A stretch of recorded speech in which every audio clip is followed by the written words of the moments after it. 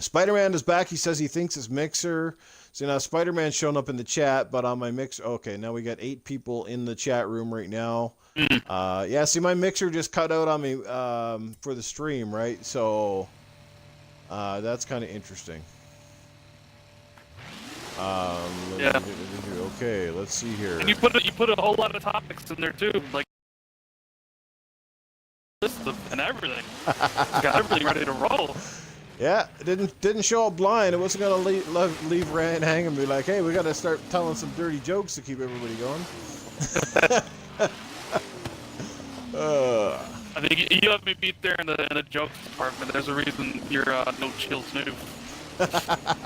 Well, you got me beating the gamer score. There's a reason you're the man with the million. Yeah, Leo. That is true. I beat most people. You know, I think there's only 11 people that beat me in gamer score. So, okay. You know. All right, guys. So, what's the audio like right now? Is it bad? Is it fair? Is it good?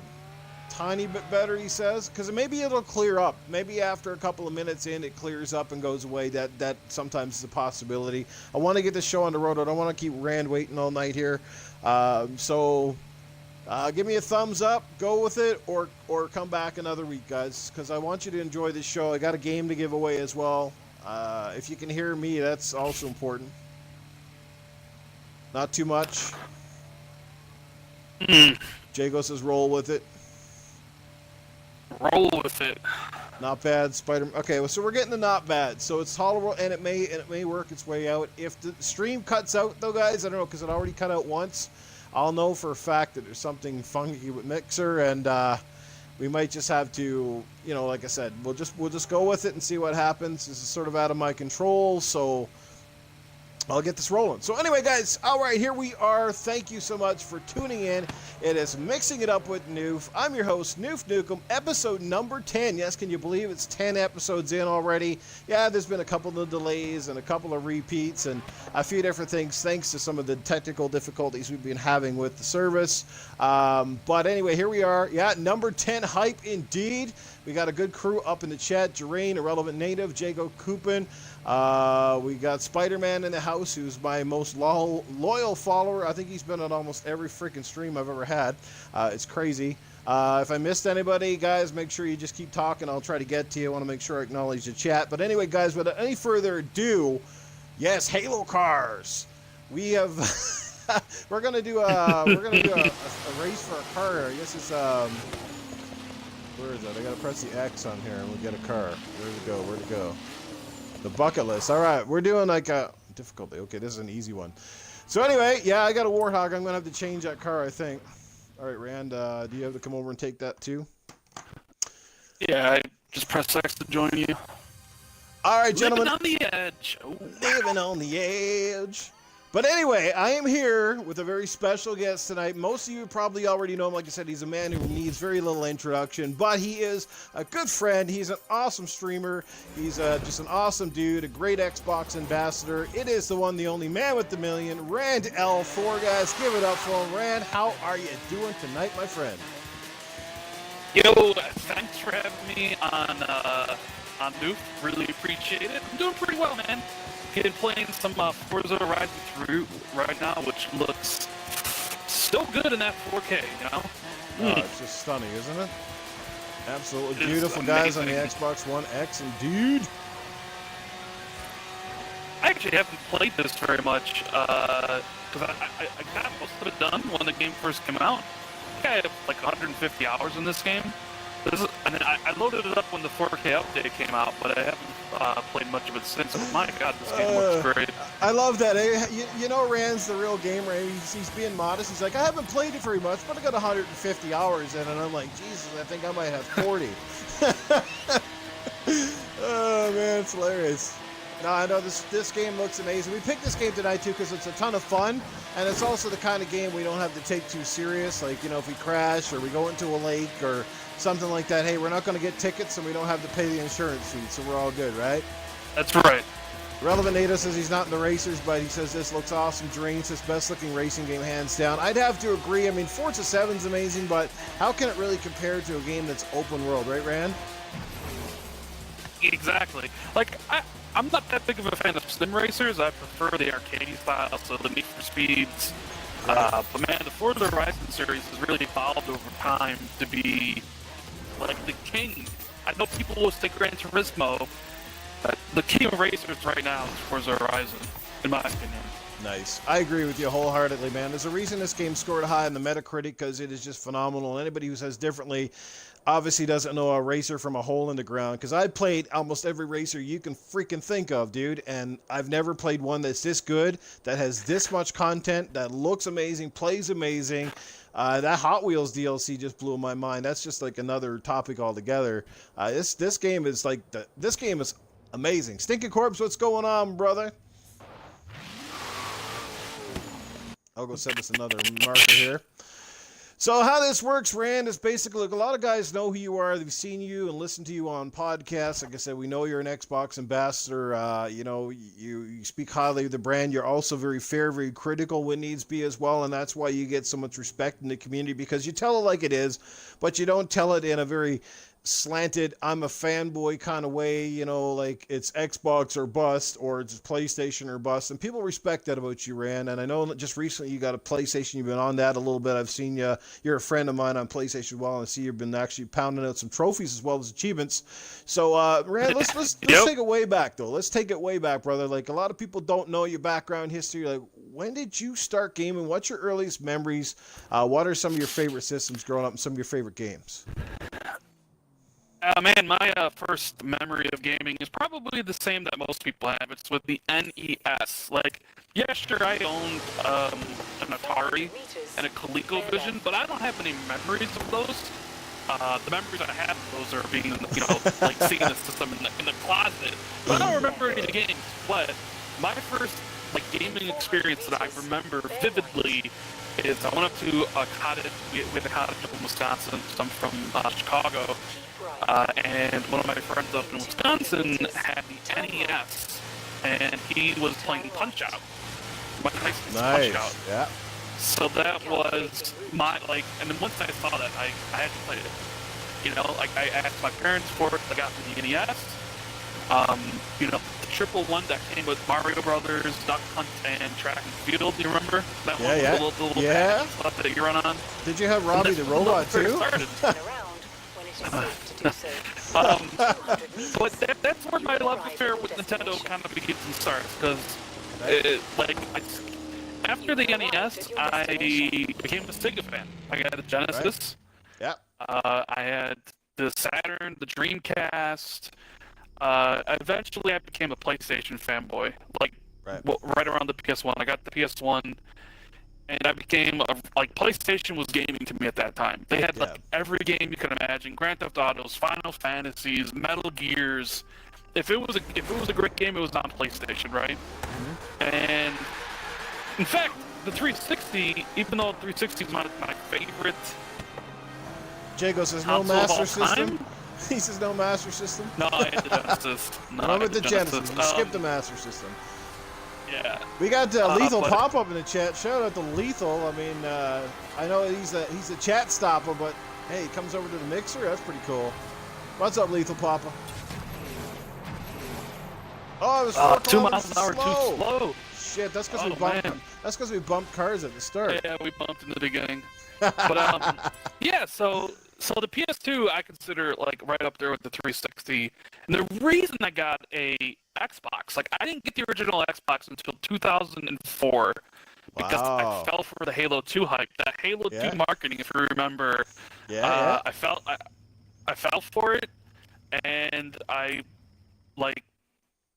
didn't really like Halo 1 too much because it had been I didn't play it back in 2001. I thought it was a little bit dated when I played it when Halo 2 came out. But the thing about Halo 2 was that multiplayer was my first true multiplayer experience online ever, right? So I became addicted, very much like I'm addicted right now to PUBG. I know people see me playing PUBG all the time. I have like close to 280 hours in PUBG right now. But I literally played Halo 2 all day, every day for a year. I got fired from a job over Halo 2. Wow. Really? And, you just been playing it so much? Yeah. Yeah, I mean, I'd be at work daydreaming about Halo and Halo strats, and what I'm gonna be, who I'm playing. 2 miles an hour slow again. Is it me or you, or are we both too fucking slow? I don't know. Like, do we both have to get it? Yeah, it's a combined like thing. Relevant Native never owned a PS3, he had a PS2 for a bit. Jago's mind was blown back in the day. Jago says Halo 1 for him, day one for him. So you like the Halo, man. That got you going, and you just couldn't stop it. You couldn't focus on the job. Nope, yeah, and even though I was like a Halo fan, I wasn't necessarily an Xbox or Microsoft fan. Right. I was waiting for the PS3, right? Like, right. I was biding my time, and then Sony became incredibly arrogant. $600. Our people would just buy this if it had no games. And their launch lineup for the PS3 was atrocious. And I decided to stick with the 360. And the 360, much like the PS2, got all of the games, basically. And it was the best versions of all the games. So all the exclusives, all the multiplayer, multi-platform games were on the 360, and then of course achievements, which is obviously a huge factor in and of itself. But yeah, I never looked back. I didn't get a PS3 because I felt I didn't need one, because I played, God Newf, I played about 1,200 games on the Xbox 360, something close like 1,000 games. So I felt like I didn't really need a PS3, and there really wasn't anything I wanted to play on PlayStation until about when Last of Us came out. Last of Us came out, I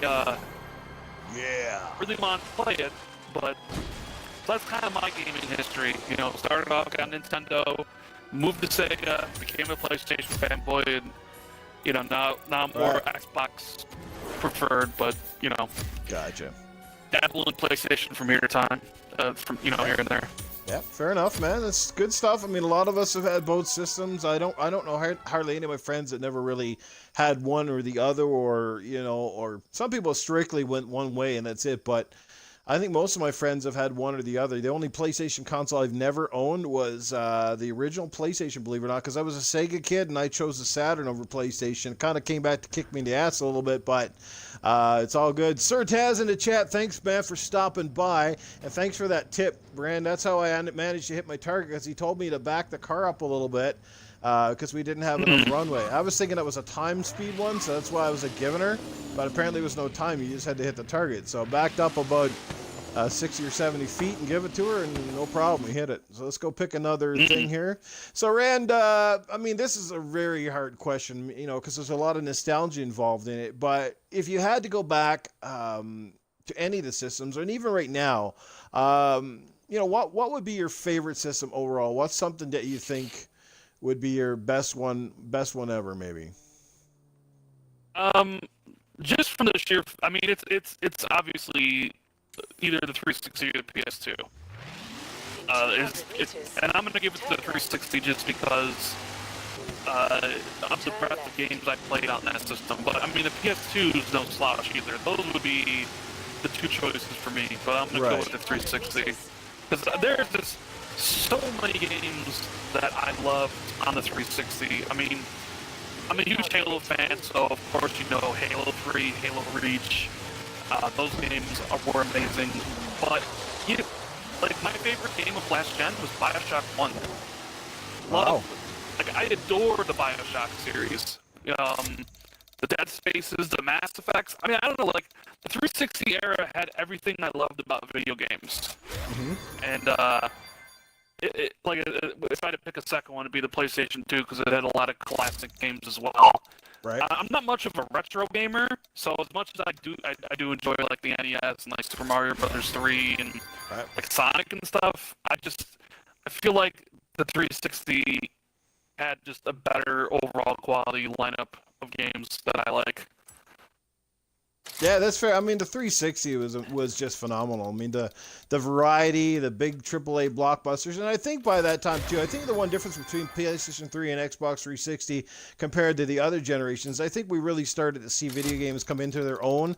Like by the time we hit the 360, you could tell that developers were starting to get a handle on 3D graphics, design, camera angles, that sort of thing. You know what I mean? Because it started to feel like in the 360 generation, we're starting to see a lot less like turds in terms of games than we were in like look at the N64 era, Sega Saturn, PlayStation. Like it was like back then it was like for every good game there was like probably 7 or 8 that were really like mediocre or crappy at, you know, like are good at best. And now it seems like it's the other way around. It feels like we're getting like 10 good games compared to, you know, like 3 or 4 maybe that are not so great. You know what I mean? Like even the indie games have come a long way. So like that's what I think.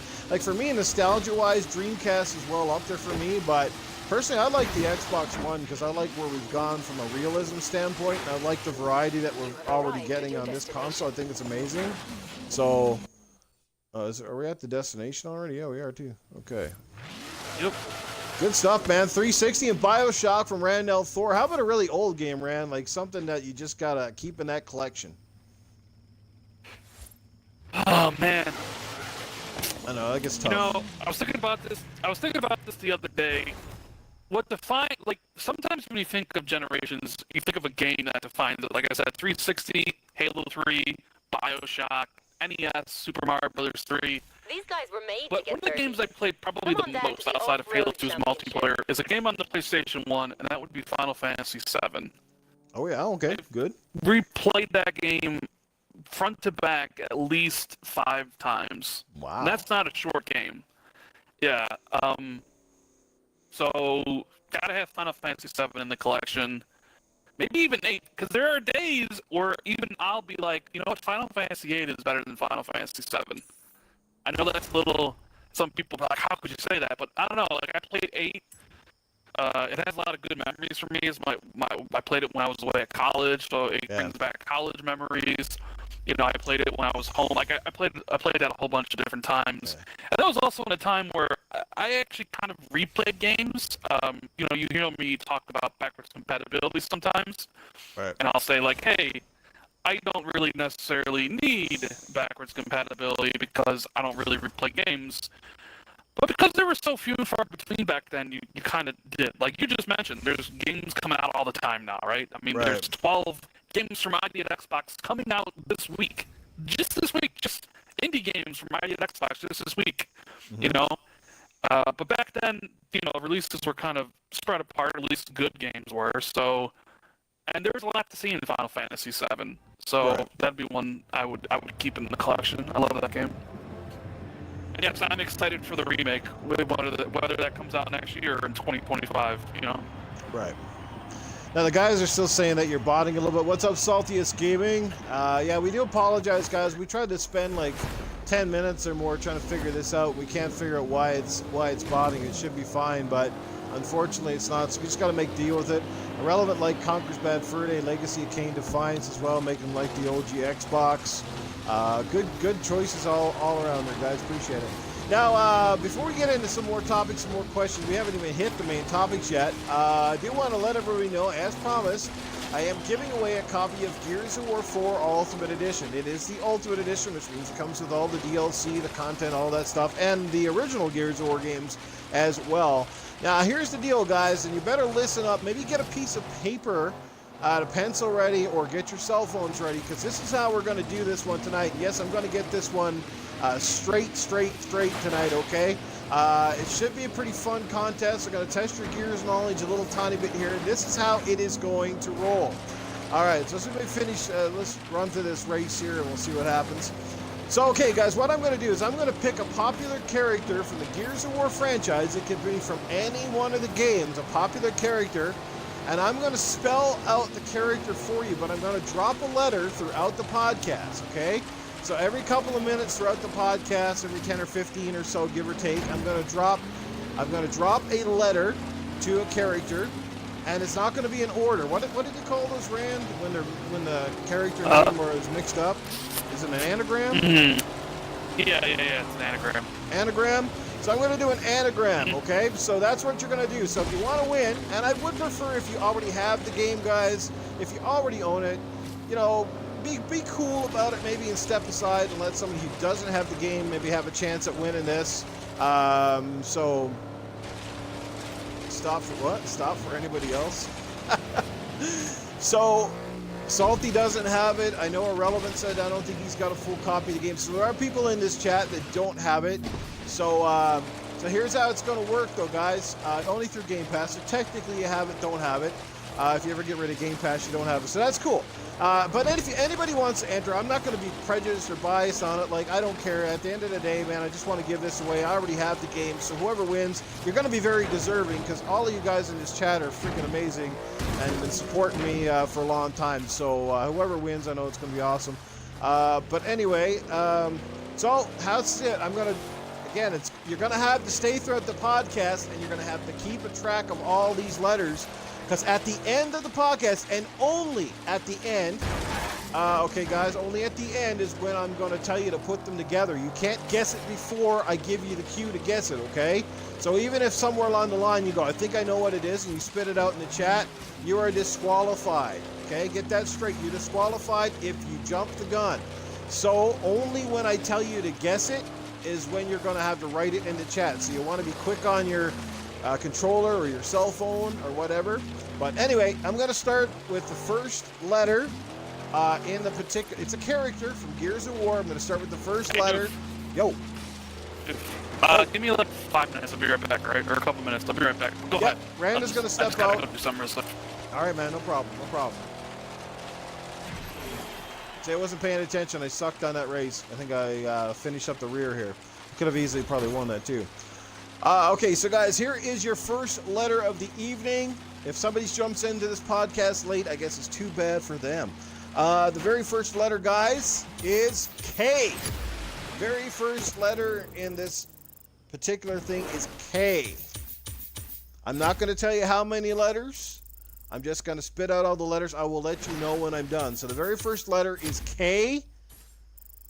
So write that down. Put it on your phone. Do something. Just let me know when you guys got it. Okay. So the first letter is K. And like I said, by the time we get to the end of this broadcast, I'll have spit out all the letters.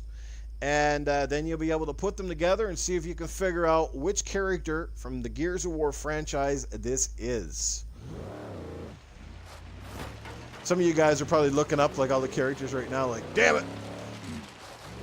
So Rand just had to step out for a second, guys. He'll be back. And again, we apologize for the audio quality, but I don't know what to say. I mean, it works really good some weeks, and in other weeks it doesn't. It's kind of weird. Like, it worked perfect for me and Mooch. Worked really good for me and Luca. Didn't work so good for me and Jago. Didn't work so good for me and Stinking Corpse. That sort of thing. So...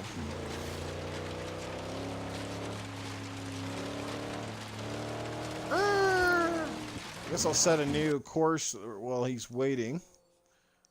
I think we got to come... Yeah, gold line, next race. All right. It's pretty cool. I can't wait for the daylight to come back. So I hope everybody's doing really good tonight. Appreciate you guys showing up. You're speeding! I know. Going really fast in this truck. In 400 meters, bear right.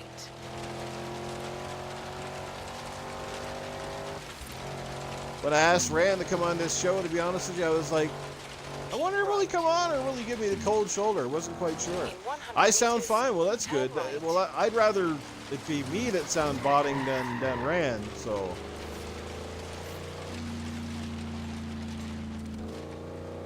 But hopefully it works its way out. That's all we can do. You know, it kind of sucks when you get this far into a podcast and it's or stream and the audio is not working really good. So I don't know. Mixer's like, I don't know, man. Mixer's been freaking weird. All right, I'm back. So hopefully that's something. So I've just set us a new course, Rand, for the next thing.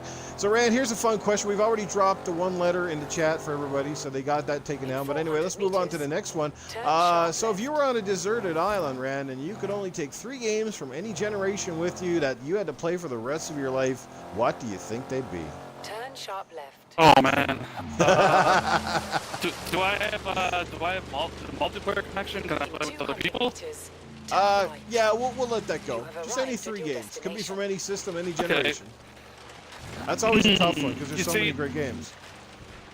Yeah, but to me, if I'm only can play 3 games and that's it for the rest of my life, I need games to evolve. Because as great as BioShock is, you know, the twist is kind of ruined after the first time. So to me, I'd be like, all right, put in PUBG.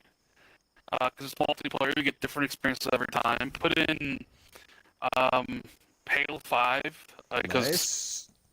because I'm mostly going to games that are current because nobody's playing Halo 3, even Right. though I would choose Halo 3. So like Halo 5, and maybe I would take like a really long adventure game. So give me Witcher 3 or Cyberpunk 2077, something like that. Nice. So two Witcher 3 is multiplayer good. games and a really long kind of single player RPG. Witcher is probably a great choice because I think even though you can play the shit out of that, there's always something new to discover, and you can play it in different ways because it's just a massive game. It's a pretty good call there. Halo 3 as well, one of the best shooter games of all time. So good choices, Rand. I like it. Now, Rand, you are known as the man with the million. People know that you are one heck of a go-getter when it comes to getting achievements. I want to know, and I sent you this question earlier because I figured it might be one you had to think of. I want to know which achievements are you sort of proud of that sort of stand out in those collection of achievements, and which ones overall did you get that kind of made you rage? You're like, oh, this game, you know what I mean? So let me know. I'd love to hear your thoughts on that one. I mean, it's always tough. The one I'm probably proud of most is really nothing to do with difficulty. It's Right. the one that I got when I broke it at E3, which was beating the campaign for Ori the Definitive Edition. So, like, because it's special, obviously, it was my million. It was the achievement that broke me the million. It was kind of, getting invited and doing it up on a stage that, Phil Spencer and Mike Ybarra put up for me. Like, I'm eternally grateful to them wanting to let someone like me, crash their party and unlock an achievement, Wow. I mean, to me, it meant a lot to me. Plus, it signified the journey, a million gamer score, however long it was to get. And it's never been done since, and it probably never been done again, like someone doing it like that. So, I mean, that's probably I think that achievement kind of just encapsulates everything, like all my achievements. Like, I don't know, there are ones that people are proud of, like maybe completing Gears 4, like all the, Quantum Gray in the chat. Doing all Quantum Gray says the Braid speedrun achievement he's proud of. Lethal Papa says that seriously 2.0 on Gears. Yeah, those are some pretty crazy ass achievements for sure. Yeah, Go ahead, those Rand. are I didn't some mean to cut you off. Well, yeah, stuff like people do this seriously, those long achievements. And the thing was, yeah, I like completing my games. So I've completed all achievements for almost 1,000 games now. But usually, if a game took an exorbitant amount of time to complete, I would leave it and go start playing something else. Right. So, especially time-consuming ones. I'm not a fan of time-consuming ones. So, ones that make me rage are the ones where I'd set a party and boost multiplayer achievements with my friends because it was just some of the most boring things. And you'd sit there thinking to yourself, why am I doing this? Like, why am I doing this? Like, I have better things I could be doing. So it's so I don't really, the Ori one is the most special to me. Sure. Other than that, that's one you never forget for a variety of reasons, yeah.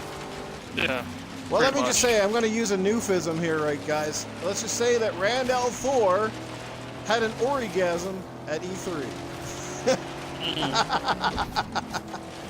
I couldn't help myself, Rand. I couldn't help it. Sorry, by the way, Rand, I don't mean to be cutting you off throughout the chat, but what I'm trying to do as well, I'm just trying to acknowledge some of the people that are chiming in, because you obviously might not be following what they're saying, so I'm just trying to keep up with them before their chat kind of flies off the screen and I forget who's doing what. Oh, that's cool. That's cool. Okay. I meant to tell you that before we started the chat. So. Did I tell you that I got to meet Jessica Chobot at E3 that year? Ooh, I think you might have said something Good about old that. Jessica. Wow. Yeah.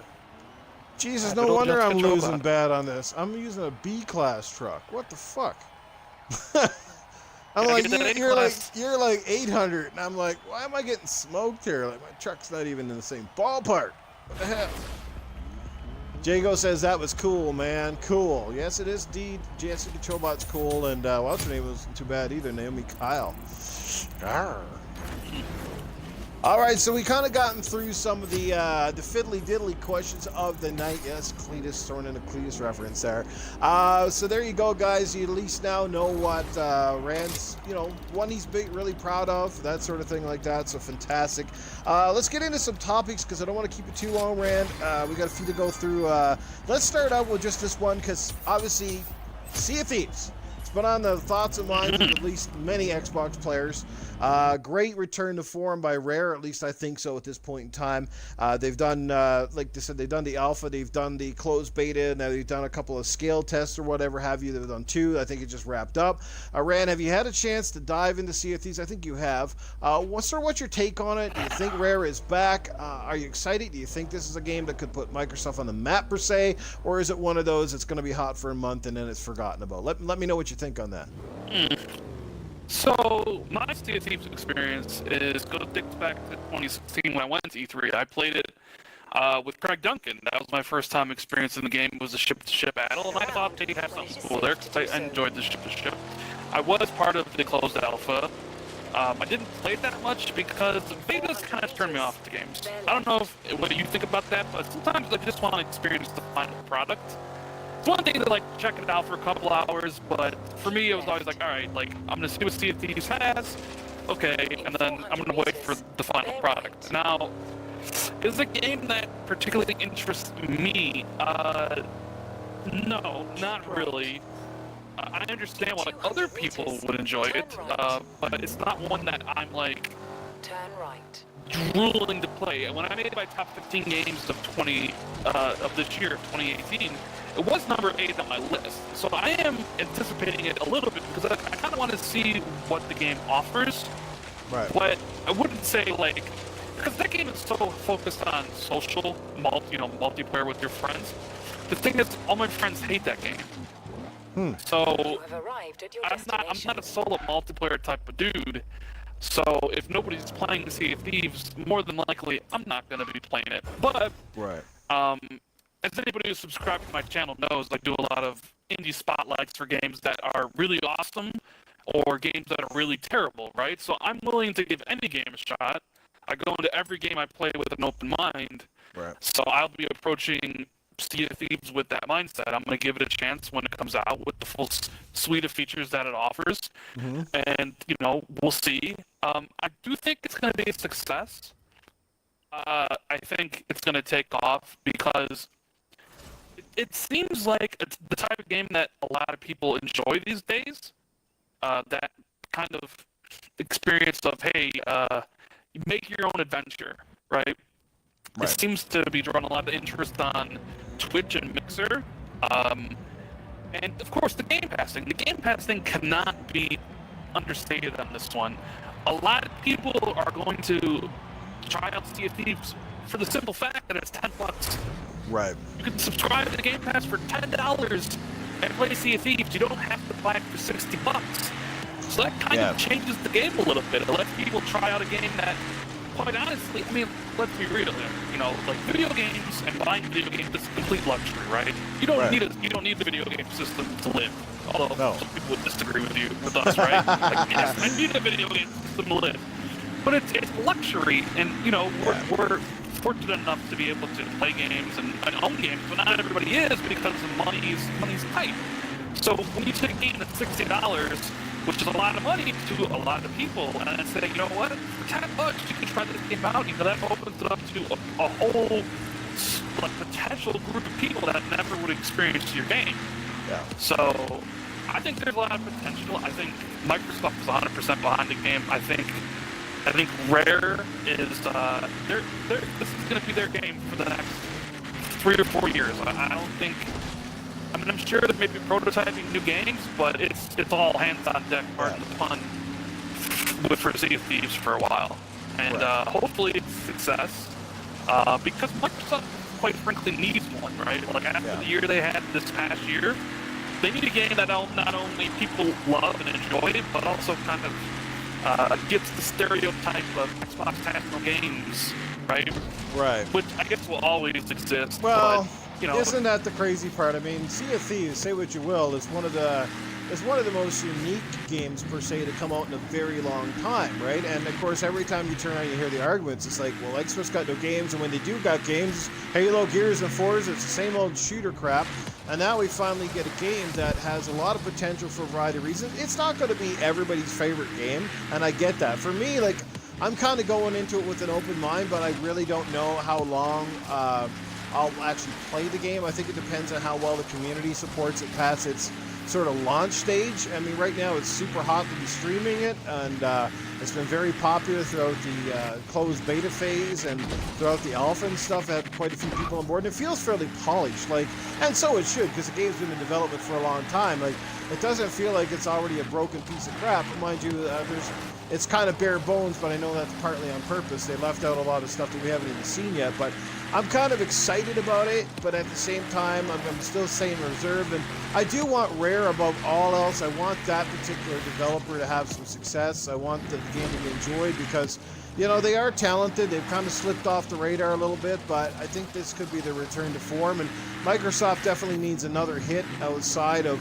like I said, the stuff that we know and love so much, like Forza, Gears, and Halo, and stuff like that. So there's a lot of people pulling for the game. It's not everybody's cup of tea, but I like it. I think I'm going to play it a little bit, and I do hope that it's successful. But like I said, the big test is going to be where it is 6 months and down the road. But here's the good news, right? The good news is on Game Pass, and that means there's going to be a lot more people willing to try this game, and there might be a lot more people willing to play it long term because they didn't give up that $60, $70, $80 investment, you know? Like, yeah, if you only play Sea of Thieves, it's costing you $120 a year to play Sea of Thieves. But, I mean, how many people are really going to buy Game Pass and play one game on it? And we're going to get into the new editions of Game Pass later, too. That's true, because the data and the statistics will show you that the majority Xbox owner only buys 2 games a year, you know? So if Microsoft can convince some of those gamers that Xbox Game Pass is a great deal, then you might get more people to check it out, you know? I'm hoping Game Pass is a success for Microsoft because I think it'll open the door to different types of games being added in the future. Yeah. So that's just, you got to encourage creativity, man, and there's nothing out there like Sea of Thieves. There's been a couple other games that had pirate ships, but nothing like Sea of Thieves, like nothing close to it. Like, you really do kind of feel like that pirate. And again, it's about bringing community together, that social aspect that Sea of Thieves does really excel on, because it forces you to be a team too. It's not like you can jump in like a Call of Duty game with a team of people and never talk at all, and you can just kind of say, well, you go here, you shoot this guy, you stand by a flag. Like, Sea of Thieves really depends on, you know, a creative nucleus of players who can get along, communicate, and even if they're not communicating very well, you can still have a blast. But yeah, it's just a great social game. I do think they have a hit on their hands. It's just a question of what size of a hit. Are we looking at a 3 million seller? Are we looking at a 7 million? And of course, it really doesn't matter that much because, again, it's going to go on Game Pass, where the Metacritic numbers are going to be, you know, those numbers are going to be judged upon the users more so than where they sell the game. So if they get 3 million users on it in say 2.5 to 3 months, that would be phenomenal. So let's get down to some more big stuff here. Let's talk about, first of all, you know, we haven't seen the end of some of the smorgasbord. What's going on? Bullet, appreciate you stopping by, my friend. Yeah, pick this game up, brother. It's awesome, and it'll probably be dirt cheap really soon. I wouldn't be surprised if this game doesn't drop to Game Pass at some point, or is it on Game Pass already? no, it's not. None of the Forza games are on Game Pass yet. Okay. I suspect it's coming, though, guys. I wouldn't hold your breath too much longer. But yeah, it'd be an awesome if Forza Horizon 4 comes out and Forza 3 comes on, it'd be great. But let's get on to something else. Microtransactions, DLC, etc., etc. I mean, you know, gamers have been getting taken to the cleaners pretty badly over the last couple of years. And part of it, you know, we're to blame, Rand, because we buy into it so much. I mean, numbers don't lie. There's a reason loot crates and microtransactions exist, because obviously when you're making $1 billion or more from transactions, I mean, somebody likes the damn things, even if the hardcore don't. So let's talk about one of the latest fiascos that we're seeing online. Metal Gear Survive apparently decided they're going to charge you for an extra game save slot. I've never seen this in my life. What's your take? It's absurd. It's ridiculous. I mean, when I heard about that, I was like, there's no way this can be real. But sure enough, Konami, like, they're doing all they can to basically sink the Metal Gear franchise. And I mean, what else are you gonna say about what they're doing? I mean, loot boxes and all that stuff is one thing. Locking safe slots. Like, Yeah. Like, I don't get it. Like, I don't know who thought that was a good idea. You know. They're not a genius. I didn't Like, pick up Metal Gear Survive, but it doesn't seem like a lot of people did. I don't know if you saw the charts, but no. apparently it's not Salty doing says, well. Salty says Surprise. Metal Gear Survive is an abortion. Spider-Man says, F that. Bullet, what's good, Jag? You seem to be chalking Jago. Metal Gear Survive was dead on arrival. I mean, first of all, you got the first thing. Like, people love Metal Gear, I get that. But, like, was anybody really asking for a Metal Gear game with zombies? Nobody was. It would have been one thing if they had to add it the mode on the Metal Gear 5 as an add-on or a free add-on or something like that. People might have got into it. But to sell it as a completely different game, I think, almost a full-price game at that, isn't it?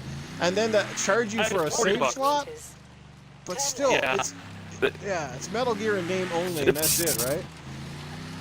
It's a bad idea, but Konami's full of them. I mean, they let Kojima get away, you know, and I don't know what they're thinking. I mean, and I don't think we've seen the last of egregious DLC or microtransactions.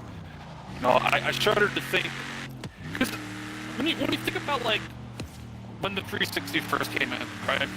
What microtransactions and things were like. People freaked over horse armor in Elder Scrolls 4 Oblivion, remember? Yeah. Like, people were like, what? Right? And look how far it's come since 2006. You know, look how far it's come in 12 years. Think about where it's going to be in another 12 years. And the thing that worries me is because as we grow older, like, me and you are old. Hold on 1 second. I'll be right back 1 second. Yeah, no problem, man. Well, just let me say that at the rate things are going, and this probably wouldn't be Microsoft because they seem to at least be learning some lessons, but let's just say if Microsoft was to do something stupid, guys, I could almost see them like having a Halo game, and Master Chief has no clothes on to start the game. You got to actually pay for his fucking armor to get him going. Like I mean, things are literally getting so stupid. The GT350 in this game. GT350. Which one is that? What brand is that? I don't even know what that is. I'm not a big car dude. So, are you talking about the Ford? Oh, the Mustang. I don't have it on my. Well, right now we're in a race. I'll use the car after if I can, but right now we're in the off-road section, so I can't switch to a vehicle that's not off-road. So I'll hook up the GT here shortly. But thanks for hanging out with us, guys. I guess it's a great time that Rand stepped away to announce our second letter. Okay, the first letter of the evening was K. For those of you just tuning in right now, this is how it's going to go. If you're a fan of Gears of War, I'm giving away a copy of Gears of War 4 Ultimate Edition. What you need to do is take track of all the letters I've been dropping throughout the podcast. So far, I've dropped the letter K. My second letter is C. At the end of this podcast, you're going to put all those letters together, and if you can figure out what Gears of War character it is, then basically I'm going to give you a cue, and then you put it into chat, and whoever's the first person to drop it is going to score the code. But you can't drop it anytime you think you know it. You can only drop the code at the end of the show when I give you the cue. I hope everybody understands that, because if you drop it early, I'm disqualifying you, and it'll go on to the next person in line. So don't jump the gun. As they say, hey, it's like a real race, man. If you're at the Olympics, you can't jump the gun, no matter if you're the fastest letter on the track. Okay, I won't repeat all the letters after that, so that's it. I know we just had a few new people jump in, so if you're missing the rest of the show, or if you're jumping in late, hey, that's all I can say. But the first two letters anyway, guys, were K. Next letter is C. C is in Charlie. So write those down. Put them on your phone. I don't care how you got to remember it. Just put them down. And we got a few more letters to go. So by the time we get to the end of this, you'll have them all. And hopefully somebody can score that copy of Gears of War 4 Ultimate Edition. I will send you the code via a DM. So if you're not following me on Twitter, by the way, please do. Newf Nukem. You can see my gamer tag. It spells exactly the same on Twitter. Newf Nukem. So follow me if you're not already, because I'll DM you through the chat on Twitter. But I think the majority of you guys that are in this podcast stream tonight are already following me, so that's good. Alan Savage, what's hanging? Spider-Man, thanks for hanging out. Jago Kukin, a relevant native. Saltiest Gaming in here. We've got a great cast here tonight in this chat room. Love it. You guys are awesome. We got an awesome guest tonight, too. Love having Rand on here. The guy has got his shit together. He knows video games really well. I was really excited to get him on. I've had great guests so far, 10 awesome weeks. But I just felt it was kind of fitting to get, Rand on here at episode 10, because he is one of the most well-renowned people in our community. I mean, a lot of people know Rand's name. They know his podcast, and he's going to tell you where you can find his podcast if you aren't already subbed to the guy. I'm back. Yes. All right, we just Sorry about that. The dog wanted to go out. You know how it is. Hey, man, you got to take care of the Dog's dog or crying. you shit on the carpet. Yeah, we don't need that. Well, But I was saying, though, Spider-Man really doesn't quickly, have... Newf, what I was saying was Yeah, that, yeah. like, we're older breed, right? I mean, a lot of people out there, we're the older Yes. breed. We've been gaming for 41. a long time. The What are you, thing Rand? is, I'm 36. Okay, right? a couple of years behind you. The thing is, behind me, yeah. the people that are getting into gaming now, Xbox, PlayStation, they kind of grew up with mobile phones and mobile phone games and stuff. They expect microtransactions and loot boxes in their games. Right. So as we age out, the people, like, they're going to be making games for these people, and that people will be expecting Right. microtransactions and DLC. That's why, that study that came out that said like 70% of people are fine with that. It kind of makes me Right. kind of weep to see 12 years ago, Elder Scrolls Oblivion Horse Armor, right? And where it is now, what it's going to look like in 12 years from now. I mean, who knows? I just want to acknowledge Spider-Man to check because he said he doesn't have Twitter. So that's okay. Spider-Man, if you are the winner tonight, Spider-Man, I'll send you the code via Xbox Live. It works either way. So as long as you're following me on Xbox Live or Twitter, I'll get the code to you guys, okay? So make sure you follow me and leave me a message too, because sometimes when you just add me on Xbox or whatever, I won't know you did until you send me a message. So make sure you just say hi. I was following the stream, whatever. All right, man. So yeah. Jacobs, he feels sorry for the suckers who grew up microtransactions are norm. I mean, look, bottom line is if you got the money to pay for them and you feel good about it and you don't feel ripped off, I guess more power to you. But, I just feel we just don't get our money's worth a lot of the times. It's just, when you're paying $5 for a skin to go on a character, I'm starting to question that. That's just a little bit crazy. Remember when Xbox Live Arcade came out, nothing was expensive? The most expensive games were $5. It was really Activision. I point my finger at Activision because Activision was the first company that really led the way with overpriced DLC when they started bringing out those Call of Duty maps, what was it, 3 regular maps and a remastered map. I'm putting on the games for I think it was 15 Canadian at the time, or 15 US, 20 Canadian, and I was like, what is this? Yeah. So they're definitely one of the culprits. They were They in front of started. that. Yeah, they might not have been the first, but they're the first one that I remember when I seen their shit. I was like, wow, okay, these guys are gonna, their game. And that's the thing, their games, when your game already sells well, then why are you capitalizing and taking your fans? You should be rewarding them for supporting your game, not the other way. When your game is selling not so great, those developers need a little way to make extra revenue, right? I mean, that's how they do it with phones. They give you the game for free to make shit all on the download, but they make it up because they sell you the DLC or they sell you the microtransactions, right? So, you kind of understand why they do it, but I don't understand when it's a game that sells 5, 6, 7 million copies and you got to pay for extra shit. That's absurd. Yeah, it's pretty ridiculous when you think about it. Yeah, but anyway, we won't beat it dead. Metal Gear Solid is a thumbs down, or Metal Gear Survive, is a big thumbs down from me and Rand. It's an absurd just thinking about it. I don't know what they're thinking, but I think fans are going to speak pretty clearly, and Konami's going to have to get their shit straight, or they're going to be in real trouble pulling that stuff off. Especially when you got a big franchise like that, they can literally ruin that franchise if they don't get it back on track here. Right, they definitely can. Alrighty, let's move on to the next thing, and this is one that really stirred the pot a little bit this week. Sega of Japan's been showing off a boatload of pictures. Looks like they made a trip to Redmond, Washington, and have been having some sort of meeting with Microsoft himself. What do you think is in store, Rand? Because that's definitely raised a few eyebrows. I don't know. I mean, it could be everything or it could be nothing, honestly. I don't know. I mean, I know people want it to be something, right? Like, people speculated Microsoft is buying Sega just after weeks we had about Microsoft buying EA and Valve. I don't think that's gonna happen. Sega's owned by Sammy Holdings, so Sammy Holdings would have to want to sell. So I don't think that's realistic.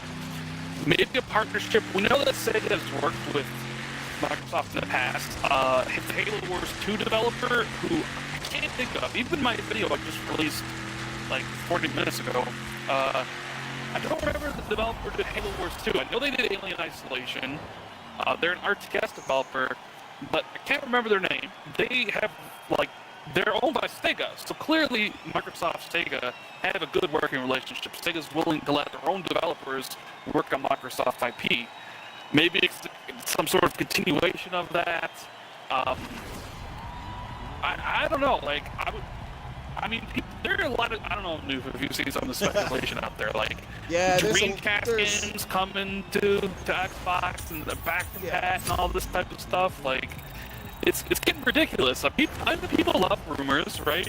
Yeah, Dream reminds us in the thing chat. Dream in the chat saying about Vanquish 2 deal. Look, I mean, it's kind of, I think it's just speculation because Vanquish just came to backwards compat. But I mean, honestly, like, who really knows? Like Rand said, like, it could be a number of different things. There's no question about it that at some point in time last year, Phil made a couple of very important trips to Japan, and I have no doubt that, you know, he probably stopped by the Sega offices at some point and definitely made a vouch for the cause that, hey, we'd like to get a few more of your games on this platform. You know, especially, and you know, we're starting to see a little bit. Like we just saw, I think it's by Sega. What is it? Shining Resonance Dufresne or something like that. That's going to come out to Xbox. It's a Japanese RPG, and that's by Sega. We're also seeing a lot of other Japanese RPG games coming to Xbox right now, which we haven't seen for a long time, like Ys Origins and Sword Art Online just came out this week from Namco Bandai. So that's a good sign. But yeah, with Sega, they got so many properties. Who knows? But I don't think there's any takeovers in the works. I think there's too many question marks around Sega, and especially for Microsoft to invest that heavily in them because, you know, there's a lot of cost to absorb with taking them on as well. And yeah, I just think it's a bit of a gamble. Increase their foothold. Unless Microsoft is looking, unless they're looking for like Game Pass games for the future, you know, to sign some of their studios to do exclusives. Like, I think part of this is because of the uncertainty of what Xbox is doing, right? Like with Sony, you know what Sony's doing because they tell you 3 years in advance, right? Mm-hmm. With Microsoft, they're the complete opposite. Nobody knows.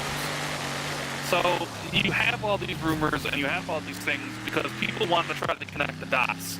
Yeah. People want to try to figure out what's in the pipeline. Sure. And sometimes it's right and sometimes it's wrong.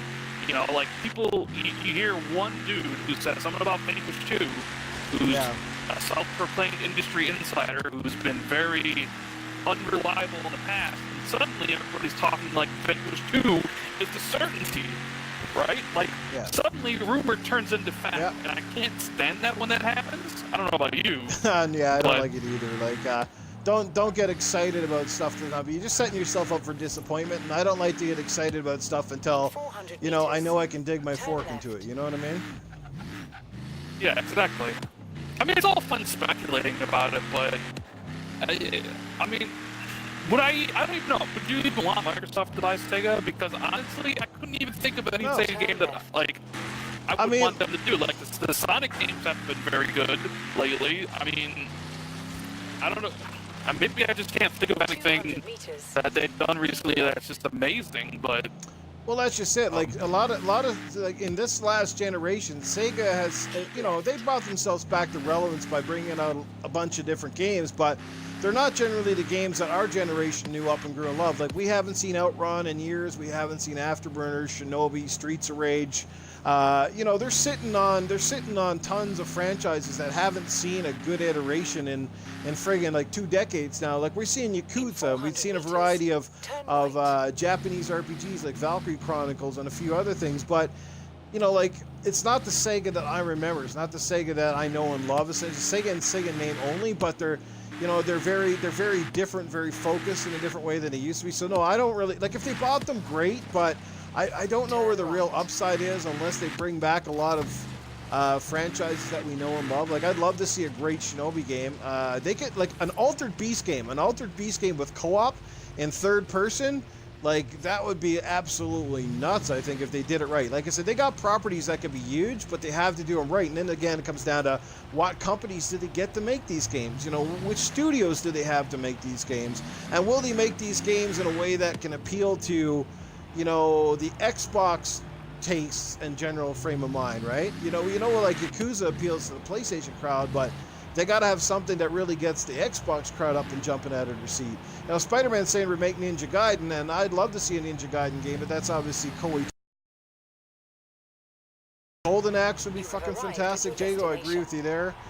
So I don't know, man. Like, I think one of the things, like you said, Rand, and you might be onto something, is possibly something to do with Dreamcast or some of the back catalog of games coming over to Game Pass itself. That could be a realistic thing. And, of course, some of the games that they are getting now, getting signed to make sure that they do get a North American release. Whatever the news is, I think it's minuscule news, but it's good news all the same. That's where I stand on it. Right. I mean, hopefully something comes out of it, but I'm not really holding my breath about it, Yeah. I mean, I would love for Vanquish 2 to come out. Like, absolutely, 100%. I love Vanquish. If it existed, I would be happy, But, I don't know. Like, I really doubt that dude who said that. And I think people just want to try to connect the dots to Sega's visit. And then suddenly 2 days later, it's like, Vanquish 2 is real, right? Yeah. I mean, because you think about it, Vanquish is made by Platinum Games. Yeah. Platinum was working on Scalebound. They canceled it. There's interviews with the devs of Platinum saying that cancellation almost ruined the studio.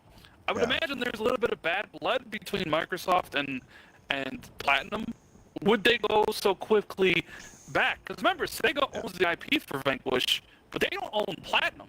So it may not even be Platinum Games working on it. And the guy who directed the first Vanquish, he's no longer with Platinum. He's with Tango Gameworks. He started his own studio, and he did Evil Within.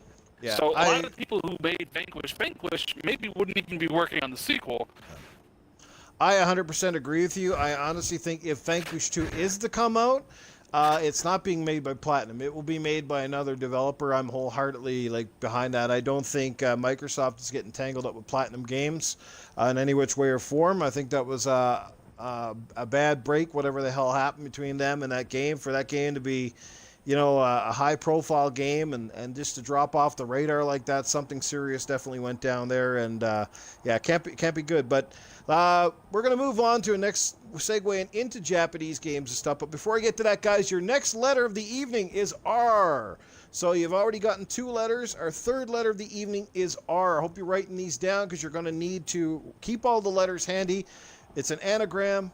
So at the end of the show, I'm going to give you a cue to write in which Gears of War character do you think this is. When you put all those letters together at the end of the show, you will get a Gears of War character. I won't give you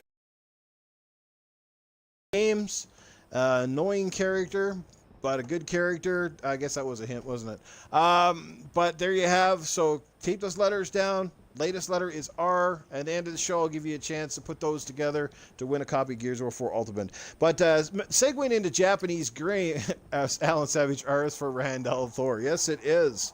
R is also for Rochambeau. All right.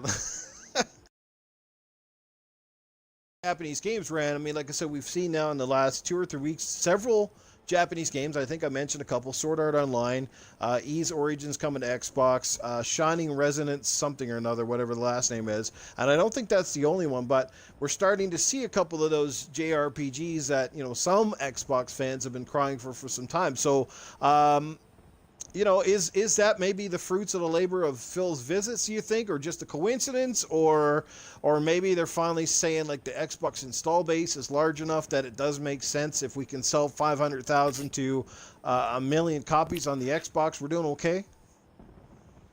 I think it's multiple things. I think the Phil Spencer visits have probably worked. I think you got devs working on the game or on the system enabling wouldn't like honestly a Monster Hunter game on an Xbox platform. Yeah, yeah, right? I know. And not only did it come out on Xbox, but it was #1 game on Xbox. It was the #1 game on PlayStation. It's the best-selling Monster Hunter game. There's just a stigma on Xbox that Xbox gamers don't watch Japanese games. But the thing is, that stigma has persisted so long that Japanese developers have not put any of their games out on the platform, so it's a self-fulfilling prophecy. When you say they don't buy their games, but then don't put any Japanese games out on the platform, well, of course nobody's going to buy it, because there's no Japanese games to buy. So, some developers will be like, all right, maybe there is an audience for our game on this platform. Maybe we did make a mistake. I think with the success of Monster Hunter and some of the other games, like Dragon Ball, Fighter Z and stuff like that, I think you're probably going to see more Japanese games come in the future. I think that's definitely going to happen. And maybe it's just go ahead. No, the way I look at it, right, guys? This is the way I look at it. No matter what, I mean, Xbox is a lost cause in Japan. That much we pretty much know. But the way I look at it, if a dev has already put in, say, their $50 million making the game, and basically, especially with the X, it's really not that hard to port a game to the Xbox. I mean, they're very similar technologies between PS4 and Xbox. Like it can't be night and day. Like, you know what I mean? So like, you would think that just for the minimal amount of effort, that it'd be a no-brainer to make these games, because, like, what? It's no loss to that. Like, how does that company lose? Do you know what I mean? Like, how did he really lose by printing an extra few discs and putting them out in stores or putting it on the store? You know what I mean? And people buying it, well, digitally or physical, whichever. But how can they really lose? Like, they only stand to make like another, 200,000, 500,000. Million copies, and a lot of those games, even with Japanese sales, a lot of those Japanese games that we're talking about don't exactly light the world on fire. They're not exactly putting up Monster Hunter world numbers, right? So like why not is the basic question that I asked them. Is why not? Like, you're turning down money is what I'm saying. As long as you're not locked behind an exclusivity deal, which Sony seems to be doing a lot of that bullshit. But why not put it on the X? You got nothing to lose. Yeah, exactly. Unless they feel that the cost of porting into Xbox isn't worth the money they would gain from it, Yeah. I'm still surprised Nier Automata's not on the Xbox. I don't know if there's some exclusivity deal. The game is published by Square Enix. Square Enix has a good relationship with Microsoft. I don't know if that was a platinum decision, but I do think it's kind of weird, unless Sony, of course, paid for exclusivity on that game, that Nier Automata's not on the Xbox. But I think it's a year exclusivity, because on the box it doesn't even say like only on PlayStation. It has nothing on it. Same thing with like Crash Bandicoot and stuff. Like, I just think same thing with Hellblade. I think there's a year wait period. Yeah, there very well could be. A year would be up next month, because I believe Nier Automata came out in March last year. So who knows? Maybe we'll get a surprise announcement. Nier Automata, and Hellblade. Well, Hellblade came out in August, but Nier Automata. I mean, would people want Nier Automata? X enhanced? Yeah, bring it. Yeah, probably. The thing is, like, it's great bringing any sort of game to Xbox, but the thing is a lot of gamers don't like late ports. Right. It's like either bring the game day and date or don't bother, because if a game comes a year later, people just won't care. Right. It's been shown time and time again that if you're late to, which is why these companies pay for these things, pay for the exclusivity and stuff like that. But so like if Nier Automata comes to Xbox, say in March, right, but doesn't sell well, it just will further perpetuate the stereotype that gamers on Xbox don't buy Japanese games. Right. Then of course leave off the fact that, oh well, it was a year later, so I mean, like, come on now, what do you expect? Well, yeah, we saw how that worked out for Tomb Raider. The PlayStation people didn't exactly flock over it now, did they? But mind you, there was a little bit of hate in there for that, because it wasn't a stellar pedigree game. So like anybody that, like, if you only own the PlayStation and you didn't buy that game just because you were salty with Xbox, shame on you, man. Shame on you, because that game, one of the best games of the generation, is coming to Game Pass here on March month. So not only do we have Sea of Thieves to play, but if you never played that game, damn, you know what I mean? Hey, how is somebody jumping into the party here? Didn't I put this on private? Oh yeah, I had to reset up the party. That's what happened. This is one of your friends, Rand? Yeah. This is we're kind of in like probably a bit of a mixer podcast kind of thing, so soon be done though. Sorry about that. Sorry about that. You gotta lock the party, Newf. Yeah, because I lock the party. I forgot that I left it open because we set it up, right? Salty, yes, Salty. We did say Salty. I said how those PlayStation fans wouldn't buy Tomb Raider because they were salty. They had to wait an extra year. I mean, heck, they got one of the better ports of the damn game when they finally got it. So, you know, better late than never, obviously. But yeah, you have a point, Rand. I don't know. I'd buy Nier Automata. Personally, like, I wanted to buy Hellblade for Xbox, but I got tired of waiting for it. Plus, I also wanted to get it on disc. I've sent Ninja Theory like 5 messages asking them, are they ever going to put it on a disc? And I haven't gotten a message from them. Because I wanted to get it on disc and play it on Xbox, maybe enhanced. But, oh well, I might even buy it again on the Xbox if it comes out because I enjoy that game so much.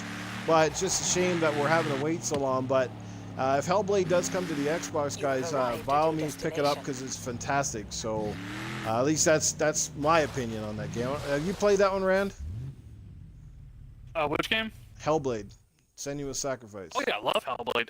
Hellblade was my 4th or 5th best game last year. My game of the year. I adored that game. It was fantastic. Oh. Yeah. You know, I had a little repetition with the enemies, but I think at the end of the day, when you play Hellblade, you realize that the enemies that come out in the game aren't really they're not the main focus of the game. They're there, and they add like a really solid combat element to it, but Turn left. Gaming with Ripley says you're botting like a mofo. Sorry, man. Hey, Maka, what's going on? He's like shocked that you're playing a racing game. EBD Texas in the house here right now. Nice. Yeah, Maka, we decided to play something that was lighthearted tonight. So, yeah, just fooling around doing this, mixing it up with Newf, bro. Thanks for stopping by the stream. Doesn't Maka have PUBG to play? What's he doing? I don't know what he's doing. He's obviously checking this out right now. I'm going to drop another letter in the chat, guys, because we're getting down to the end of the program. Our next letter is T. So that would be the 4th letter I've given out on the show. Next letter is T. Is that you jumping the lake there, Rand? It is, too. Nice. Yep, that was me. Gonna try north in a second here. What the hell does that mean? Turn right. You have arrived at your destination. Do you know what that means, Rand? Marcus is north. Yeah, What's I got north? North of the game. North of the game that comes out on March 6th. It's supposed to be a really easy completion. I thought it was a game about us simple Canadians or something. Could be. So how does this giveaway work? Okay, well, as I said in my Twitter earlier tonight, Salty, you needed to be here really from the start of the show, because what I've been doing is I've been giving out letters to a Gears of War character. It's a character from Gears of War. It's an anagram. So I've been giving out a letter every so many minutes into the show. You have to collect all the letters, and at the very end of the show, I'm going to tell you to put them together, and when I give you the cue, say, now put them in the chat later on in the show, then if you get it right, you score yourself a copy of Gears of War 4 Ultimate Edition. It's that pretty simple. And in order to get the code, most of you guys will need to be following me on Xbox or at least on Twitter, and I can DM you that code. So we only got a couple more letters left. We've dropped 4 already tonight. That stuff. So anagram is when you basically spell out a character or a name, a letter, an object, but you spell it differently. You just drop the letters in a different order. You have to mix them up and put them in the right order. You know what I mean? Yeah, like that. All right, let me find another event for us. Maybe we can find a race here or something. What's this one? Horizon Bucket List. I don't know. Did we do this one yet? We're going to find out. So if you didn't get all the letters, maybe one of the guys in the chat will be nice enough to drop them for you. But I don't know why they want to do that, because that will only decrease their chances of winning it for themselves. Those who don't have the game anyway. Yeah, so it is a puzzle. I'm trying to make you think tonight. Plus, I was also trying to make sure that people didn't come into the stream for like 2 minutes and then leave. It's a great way to retain your audience, if they want to win anyway. And we all know that I'm no good with puzzles, right, Spider-Man? Good thing I'm not playing. But anyway, let's get down to the next couple topics. We're almost at the end, Rand, so don't worry. We're getting to the bottom of this sucker right now. Hope you're still enjoying yourself, though. Let's get into the next one, Rand. How about the Nintendo Switch taking the MPD for January? I know numbers don't mean shit to a lot of people. I get that, but I mean, who the hell would have thought that the Nintendo Switch would have led most of 2017, would still lead it in 2018, and still be just kicking the shit right now out of the competition per se. So, like, what do you think of that? I mean, and obviously Microsoft, I think, they did really well in January, but they were like, 3% or something. Very small margin behind the competition. So, what's your take on the latest MPD? And do you think Nintendo can honestly retain this this hype or whatever the hell they're doing? Well, I'll answer that last part first. I think it's going to be incredibly hard for Sony or Microsoft to outsell the Switch this year. And the only kind of months I'm looking at for Sony is God of War in April, and whenever Spider-Man comes out, possibly could beat out the Switch, and then maybe holidays. You never know with pricing. You know, if PS4 goes to $150 for November for a week, how well that'll do. So you don't know about November and December. But the thing about the Switch is I've taken my L on it, right? Like, I thought it wouldn't amount to anything. I thought it would be another Wii U situation. Looks like it's more of a Wii situation. They call lightning in a bottle twice. They were fortunate, of course, to launch with 2 games that are like among the highest rated games ever, being Legend of Zelda and Super Mario Odyssey. That helped out a lot of it, and I underestimated the appeal of the portability factor. You know, a lot of people like the idea of taking their games on the go and then coming home and then putting it on, you know, on their TV and then taking it with them. So I kind of underestimated that. Also, you gotta think, you know, PlayStation and Xbox have sold millions of consoles. The Switch is kind of the new hotness. So there are just more people that are in the market for new tech right now than PlayStation or Xbox. But I expect Nintendo to keep on going. I mean, think about it. They won January, and they didn't really have a release. Xbox and PlayStation saw Monster Hunter and Dragon Ball release, and they didn't win. So it's really could be realistic that Nintendo wins most of the months this year, and then PlayStation wins a couple. Because I'm not sure Xbox. I mean, unless Sea of Thieves is just everybody's buying an Xbox for Game Pass for Sea of Thieves in March, and unless they have some like super huge title at the end of the year, or they do some really drastic price cuts, I don't see Xbox leading the NPD this year at all. But you know, like the takeaway from the NPD, even from themselves, they said that the console market is healthy. That all the consoles did well. You mentioned that they were all like 3% apart, right? Yeah. So they're all making money and they're all selling games. So it's just a matter of 1, 2, and 3 at this point. And I think it's going to be like Nintendo, PlayStation, and Xbox for the foreseeable future, more than likely.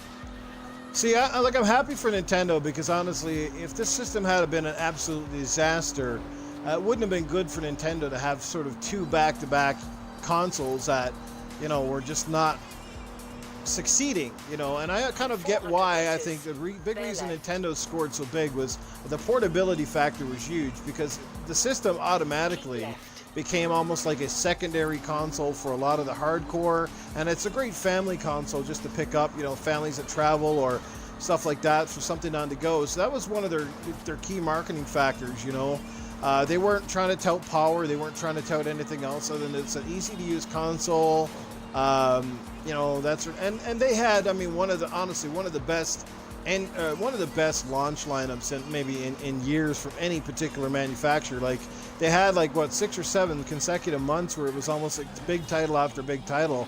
Mario Odyssey, Mario Kart, Legend of Zelda Breath of the Wild, you know, not only just great games, critical, but, you know, selling well, but critical successes as well, scoring well on reviews and media and stuff. So they had a lot of pushing factors to get to that success. But my question now for Nintendo is, how do you follow that up? How do you keep it going? Because, you know, we haven't seen a whole lot from this year. I mean, outside of, we know Bayonetta 3 is coming at some point in time.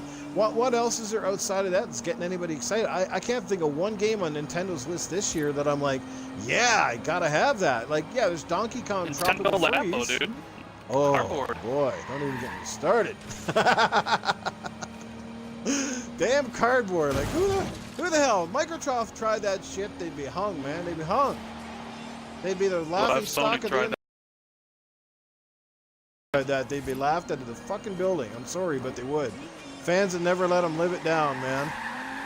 Let's just hope that Microsoft don't go, hey, Nintendo's on to something. Let's come up with a better idea. We'll make styrofoam boxes for ours. Yeah, I hope You never not. know. But, I mean, it is what it is. It's good to see the industry's healthy. It just remains to be seen if Nintendo can carry momentum. But speaking of sales and different things, what about the Xbox One X? It feels to me like, while people are still excited about it, Microsoft really hasn't pushed their marketing too hard on it since, like, Christmas, essentially. So, like, when do you think we're going to see a price drop at all? Because I know we do have people asking us about that, Rand. I mean, it is hard to sell a $500 console in January and these months. I mean, they Right. do this. People are going to opt for the cheaper systems. We knew it would do well at the, November and December holidays. People have money to spend. People want to upgrade their console. A price drop, though? I mean, At the roundabout, I'd be looking take the for first around the exit. holidays, and maybe around the 1 year At the anniversary, roundabout, they take the maybe first do like exit. some sort of week-long promotion at some of the retailers, and you'd be able to get an X for $450. I mean, as of right now, there are some deals. I mean, there was a deal at Newegg last week. It was like for $499, you can get an X. You could get Forza Horizon 3. You could get PUBG and something else. So Right.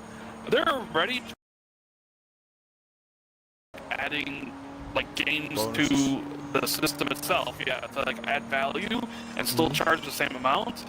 But obviously, we don't know how much it's selling. Microsoft knows, but we don't know what their projections Right. were.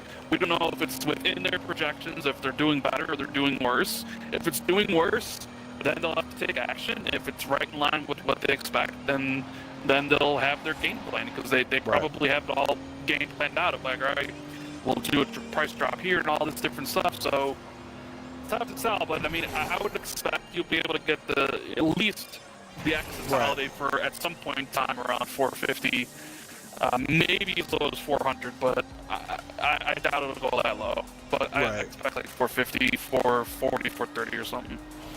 Yeah, I think Drain, like, we agree with you, Drain. The X is targeting people that kind of will pay $500. I think the average gamer that knows what's inside the X doesn't really have an issue with it. Like, I still think we're getting a phenomenal deal at $5. But, there is a lot of people out there that just maybe dropped a lot of money on the S a year before. Maybe they're on a bit of a tighter budget, and they really want to step it up. But, trade-ins aren't always great. I mean, you basically get ripped off. You take your trade-in console, unless they're offering a deal sometimes. So keep an eye on that, too. GameStops and EBs, usually around the spring of the year when things are slow. It's not that unlikely to see a great trade-in deal, like so many games on a console, and get a lot more value for an X or a PS4 Pro, that sort of thing. So just keep an eye on that. I suspect we will see at least one drop, maybe around E3.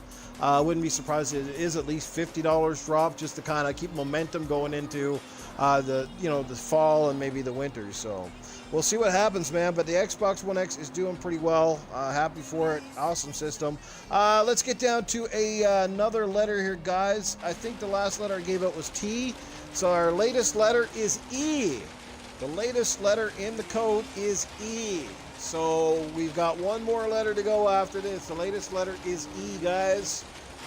So write that down because we're coming too close to the end of the show. I think actually that's pretty much it for my main topic. So what I want to do now is open the floor to you guys in the chat. Thank you so much. You guys have been awesome, by the way. They said they dropped the X price where I live. Spider-Man, where's that, man? They dropped it here somewhere? Because I know you're in Canada, right?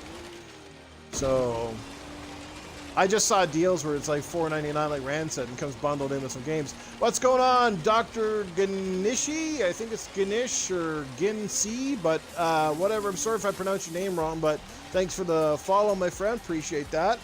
Thanks for stopping by. Got Randall Thor on the show tonight, the man with the million, getting ready to wrap things up. But now it is time where I send over the questions to the chat. So if you guys got any questions for Rand, please drop them in the chat right now. We'd love to hear from you.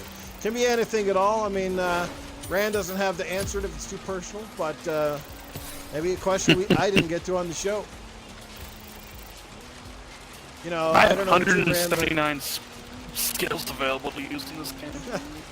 Apparently, lots of people in the podcast community apparently have been having these vasectomies. So I don't know if you've gone out and got one yet, but No vasectomy for me.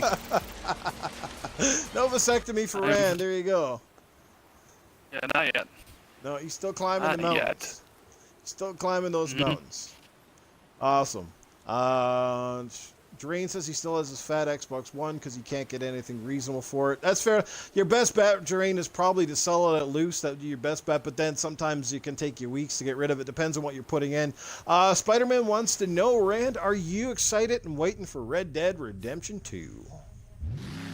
Of course. Who isn't waiting for Red Dead Redemption 2?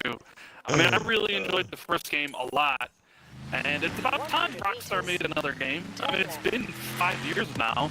So yeah, I just hope there's enough time to play, you know, their game. I'm interested in the campaign, of course, but I'm also interested in their take on Battle Royale, as the rumors have it. It'd be interesting to see how Rockstar would take on PUBG and Fortnite in one of those modes. So can't wait for Red Dead. I think it was my third most anticipated for the year. Yeah, it's definitely got to be up there as mine as well. Great answer. Next question comes from Alan Savage. He says, have you played Sword Art Online and would like to hear your thoughts if you did? I have not played Sword Art Online. I have not watched the anime or read the manga or whatever it is. I have friends who've watched it, but no, I have no plans on playing Sword Art Online, unfortunately. It doesn't seem like a game I would like, and I have a whole bunch of games here that I need to make, you know, reviews for and make videos for, like Deep Rock Galactic and Immortal Redneck and all these games, Turok and Darkest Dungeon. So my plate is full right now. Did you just say Immortal Redneck? Immortal Redneck, yeah, comes out tonight. Well, it comes out tomorrow, but yeah. Well, hey, fit in there, man. That sounds like a game that Cletus would like to play, man. You gotta find me a code for that one. That sounds good. I tried Redneck Fishing. That game wasn't too bad. I got myself some achievement points in that sucker, but it's pretty good, Rand. Good talking to you too, Rand.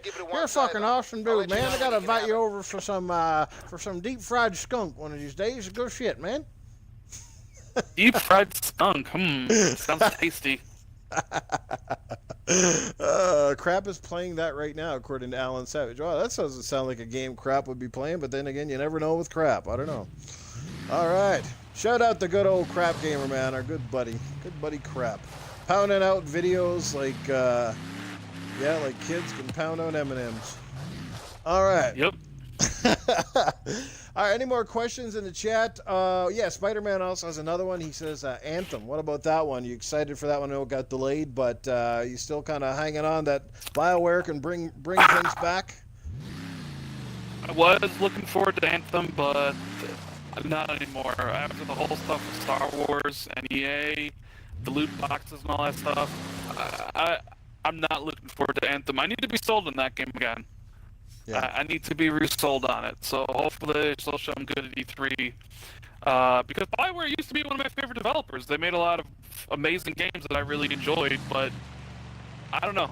We'll see about Anthem, I guess. I'd wait and see on that one. Do you think some of the delay might have been just the fact that maybe the game wasn't as far along as we'd have liked? Or do you think it was to avoid perhaps the glut of great games that are coming out in the fall? Or do you think maybe it was like they had some microtransactions planned and all of a sudden took a look at what happened with Star Wars and said, oh shit, we got to retool this? I think they didn't want to compete with all the games coming out at the end of the year, their own Battlefield game, Call of Duties and stuff, right. The Red Deads. So it's an easy move to put it out sometime in March. You know, games sell incredibly well at the beginning of the year. I mean, we just mentioned Monster Hunter World, right? There's always a game that comes out in January that does extremely well. and it's a good time frame. So people are looking for something new to play in March, February, January. So they put out Anthem in March. More people might check it out because they might be bored of some of the games they played during the holidays. Mm-hmm. Okay, guys, so here's the last letter of the evening. The last letter of the evening in that 6-letter code, or the 6-letter character from Gears of War, is I. So that is I. I as in Irene. So that is your last letter of the evening. That makes 6 in total. If you don't have 6 letters, guys, it means you probably weren't paying attention or didn't catch the entire podcast. So 6 letters are now out. I will, in just a couple of minutes, as me and Rand wrap things up, I will give you the cue to put it down. I'll let you think about your answer for a little bit here now. Last question, I guess I'll take here right now. Rand is, again, Spider-Man jumps in and says, Crackdown 3, excited or not? Yeah. I'm always excited for Crackdown. I enjoyed Crackdown 1 and 2. I think it's going to be a cool game. I mean, is it going to be what everybody wants? Is it going to be a graphical showcase piece? Probably not, but I mean, I'm a Crackdown fan. I always have been. I just want to learn more about the game. I'm interested in the multiplayer and the destruction, and I just want to hear more about it. But yeah, Crackdown interests me. So yeah, I mean, I know some people think I must hate Crackdown based on one of my videos, but no, I don't hate games. Like I was just questioning the way Microsoft was handling their approach to showing off Crackdown, which I felt wasn't the right way. But I'm still looking forward to the game. Awesome. Yeah, I'm looking forward to it too. It looks like a total blast. It looks like a really good game to play with your friends. And, if they do get the destruction to work the way, they promised and have shown at earlier demos, I think it's just going to be a very exciting game. I think it'll be like GTA, but with more superhero powers. I mean, if you ever played the old Crackdowns and you liked them, the new one seems like it should be a no-brainer. I mean, honestly, like it can probably only be better. I can't see it being worse. So, the hate is just because of a graphic style, and I don't get the hate because nobody complained about it when they used the cel-shaded graphics for 1 and 2. It's just staying within tradition. It's just the art style they chose to go with. Like I tell people, I said the only funny thing is this year, because a lot of games got delayed. I mean, because realistically, if you look at it, Crackdown was supposed to be out a couple years ago. Sea of Thieves was supposed to be out last year. So those games would have been staggered. But the fact that we're kind of getting Sea of Thieves this year and Crackdown this year and State of Decay, which is semi-realistic, but not as good as what maybe people want to hope, is that people are just saying, well, Xbox got all these cartoony games, and they're not cartoony at all per se.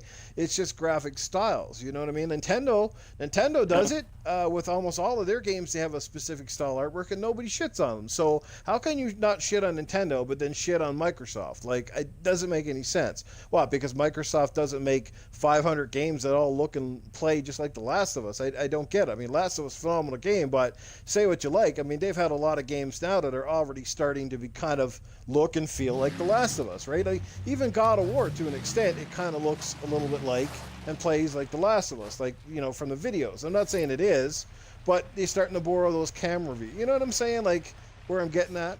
Yeah. It's like Microsoft takes flack for everything, but everybody else gets a pass, and I don't get it. But I don't want to get on too much of a Microsoft, Sony, Nintendo, blah, blah, blah, blah, blah. But, people need to lighten up on Microsoft and just, and stop judging the games before they're out the damn door. It's crazy.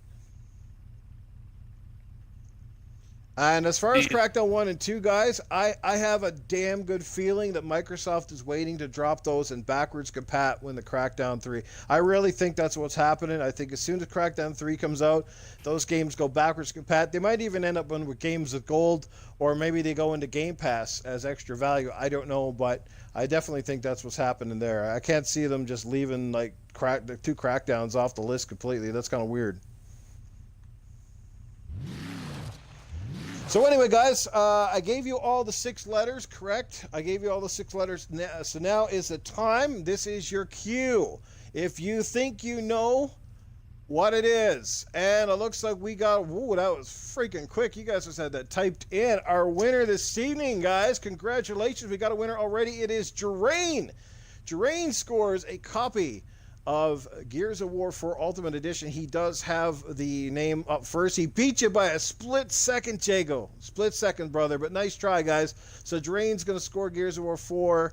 Yeah, that was savage, Alan Savage says. He was fast on that one. Holy shit. But ticker it is, guys. Congratulations. Thanks for hanging out through the entire podcast. Now that we got that out of the way, congratulations. And thanks for everybody for playing and hanging out. Yeah, damn ticker, man. Later, Irrelevant, man. Thanks for sticking by the podcast, and better luck next time. And anyway, Drain, make sure you're following me on Twitter. If not, make sure you're adding me on Xbox, brother. Before you go, it's Newf Nukem on Twitter and on Xbox. So if you're not following me in one of those two places, please do so and send me a message so I can DM you the code.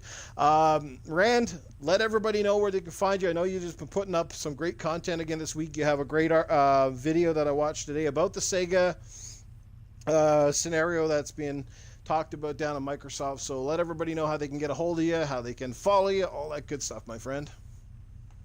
Right, well, if people want to check it out, I do a podcast on Wednesdays with Jez Corden called The Xbox 2. It's on my YouTube channel, youtube.com/Randall419, and all my social media stuff is there, Twitter and all that goodness, so that's where you can find all my content, and then my Twitter if you are so interested.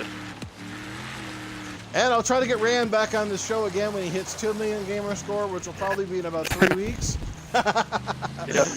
No, just kidding. But great stuff, Rand. I can't thank you enough, brother, for being on my show for the 10th episode. I'm sorry about the audio quality. Hopefully it's well enough that people can understand what the hell you're saying. Hopefully the next time we have better luck, because I would love to get you back on the show again for the Mixer podcast. And I love everything you're doing. Keep up the love, man. Keep up representing the communities on all sides. And just keep on rocking, man. You're a friggin' awesome, dude. And I like your content. Obviously, we got a good turnout in the chat tonight. Everybody's chiming in, saying great show. So thanks so much, brother, for turning up, because I wasn't sure if you would or not. Some guys in the community ignore old Newf, but you didn't. So appreciate that, brother. So great stuff there. So I want to thank Rand. I want to thank everybody in the chat.